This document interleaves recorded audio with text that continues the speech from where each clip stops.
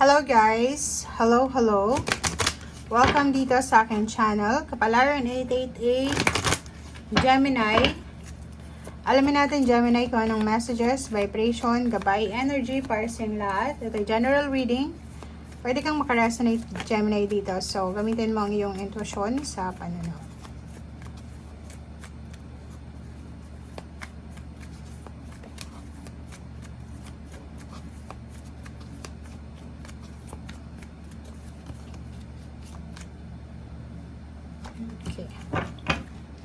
Okay, Gemini. Expectation, 28.5, mature man, change and message. Okay. Gemini, may posibleng mensahe ka na matatanggap. Or posibleng may ini-expect ka. Parang ganun. Posibleng may ini-expect ka na isang message galing sa isang manliligaw or galing sa isang mentor or galing sa nililigawan mo or isang mature na individual.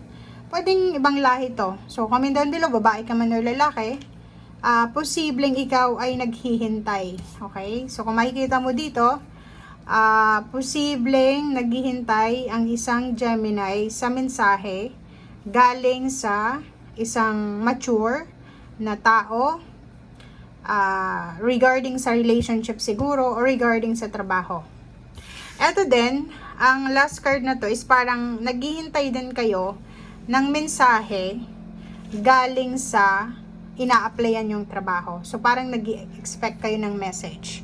Paki-comment sa comment section. Yung message na hinihintay nyo is pwede Gemini na tungkol sa kontrata.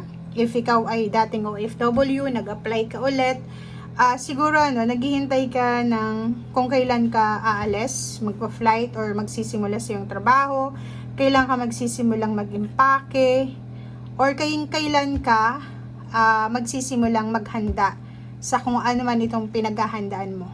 Okay? Yung iba din sa inyo dito is naghihintay ka ng confirmation galing sa isang individual tungkol sa pagbabago. Like, may pinaplano ko yung paglilipat bahay, pagbabakasyon, yon, travel, relocation, and siguro naghihintay ka ngayon ng confirmation kung matutuloy ba ito or hindi. Okay, thank you.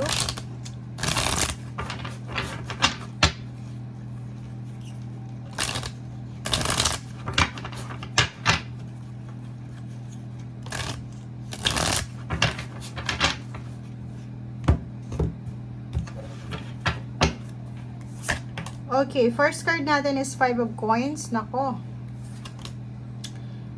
Okay. So, nakikita natin dito, guys, na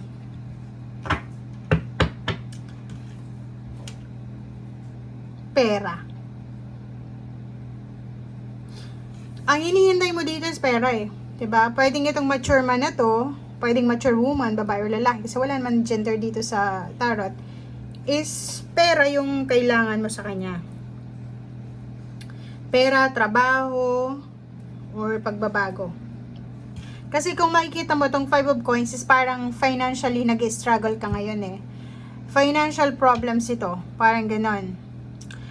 Ang nakikita ko siya dito, pwedeng parents mo to. Pwedeng mother or father or kapatid or kung sino man siya na financially stable.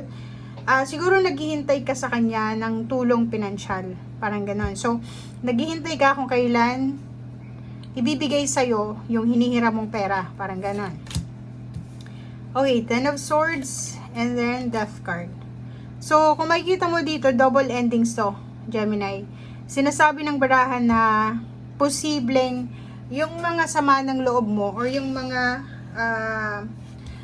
masasamang pangyayari sa buhay mo ay posibleng matapos na. Or parang sinasabi ng barahan na yung mga masasamang pangyayari sa buhay mo ay kailangan mo ng kalimutan or kailangan mo na ng closure or kailangan mo ng tapusin. Okay. Oh. The Sun.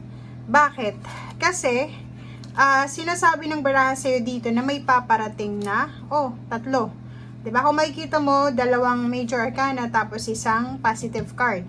So, yun na nga. Ang sinasabi ng baraha sa'yo dito, Gemini, na posibleng may pinagdadaanan kang financial problems or galing ka dito sa financial scarcity or problema sa pera. Pero, on the way ka na papunta doon sa financial freedom. Okay, so kailangan na natin na doon mag-focus. Focus na tayo sa mga swerte, biyaya na darating sa atin. And kalimutan na natin yung mga masasamang panaginip, masasamang nangyari sa buhay natin.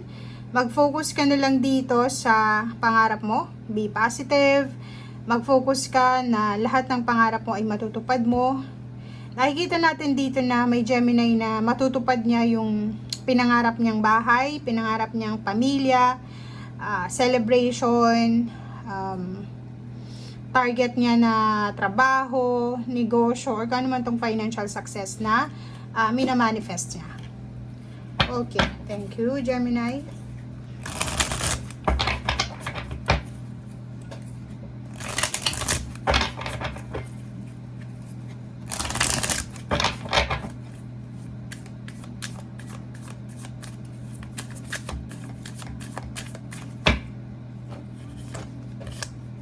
Okay, kunin natin to. Okay. Double confirmation yung death card sa'yo. So, talagang may kailangan ng matapos dito. Matapos ng paghihirap.